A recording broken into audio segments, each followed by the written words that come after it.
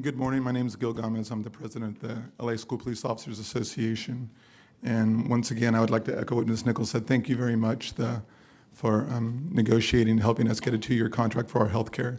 Arguably, healthcare is worth more than our salary. And I'm not just talking about financially, it's life-saving. Second of all, Superintendent, I don't want your job. I can't do your job. This resentment thing as far as comparing my job to the superintendent, this is very low resolution. They're trying to create a visceral response in people, that's fine. But I don't want to get into that. My chief of staff, Officer Alonzo, just graduated the LAPD Academy. He graduated last Friday. He did a great job. He got the #1 shooter in the academy, which in the police world, that's a big thing. In the real world, he received the prestigious Humanitarian Award, which means he's an all-around good guy in the academy. And I expect nothing less from him, not just because he was my chief of staff, but because our school police training unit they trained them for about 4 weeks before they entered the academy. So I believe a couple academy classes ago, we had recruits that were top recruits as well. So just so you know, your officers rank at the highest in the LAPD academies. And he's a really good guy, Christian guy, if I may say that. Christian, by the grace of God. When labor partners come up and they talk about outsourcing and hiring non-district employees, it makes me cringe.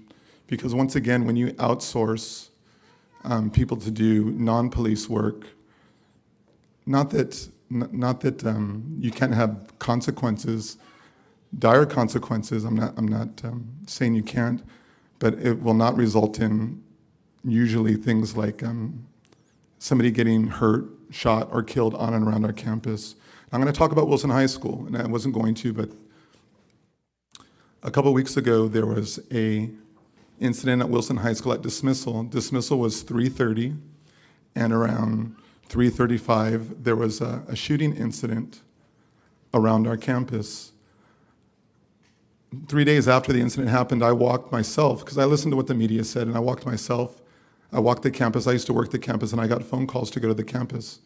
And I spoke with bystanders who watched everything. For starters, at 3 o'clock, the staff took their places around the perimeter, and right across the street there was an individual a couple individuals in a car with balloons in their mouth, inhaling NOS, nitric oxide.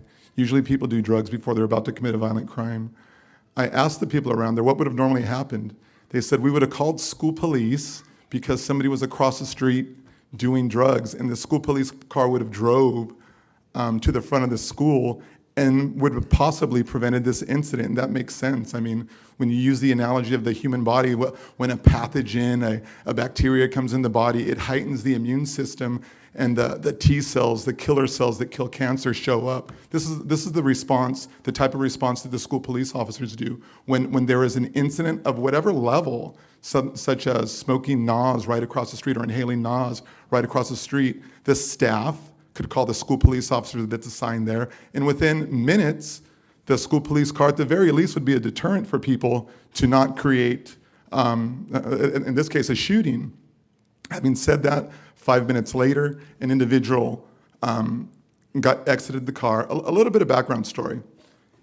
In the area of the high school, you're not allowed to do drive-by shootings. The prison gangs figured this out. We're not going to name them or give them credit. They don't want the heat, so you're not allowed to do drive-by shootings. You could do walk-up. You could do intended target shootings.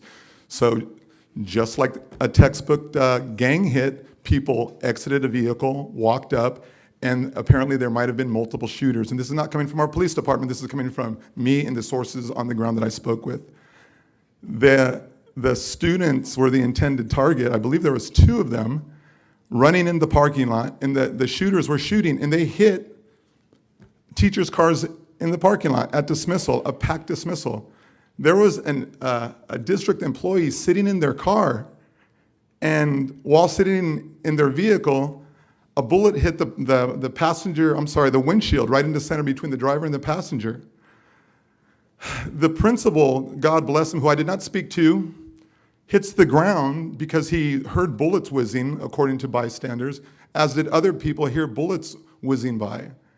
And when we were replaced on campus because of an incident that happened in a city that has nothing to do with our city, and we were replaced with safe passage groups who do not work for the district. This is the epitome of outsourcing, and they do not have the skill, anything on their tool belt, or they don't have the expertise to protect students. But still, we are trying to fund them. From my understanding, there's about $18 million that we give to safe passage groups who they don't work for the school district. Why don't we take some of that funding and give it to the campus aid so we can give the SEIU members a raise? Why don't we take some of that money back that we're outsourcing to them and give to our employees so they can try to keep our campus safe? But once again, they can't even keep our campus safe because there is no person to call, the protector, and we are part of your family. The number one protective unit in the family was removed from the school, and our job is just to respond and take a report. We can no longer protect. Once you figure that out, maybe we can go forward and have a conversation that it's not ideologically based, and we're not talking about politics. We can just talk about protecting children. Thank you very much. I think you're going to have your hands full in regards to negotiations. In the union world, we ask to be treated like family. We ask to be treated, fair. We're not asking for anything special. Just be thoughtful at the table. Thank you very much.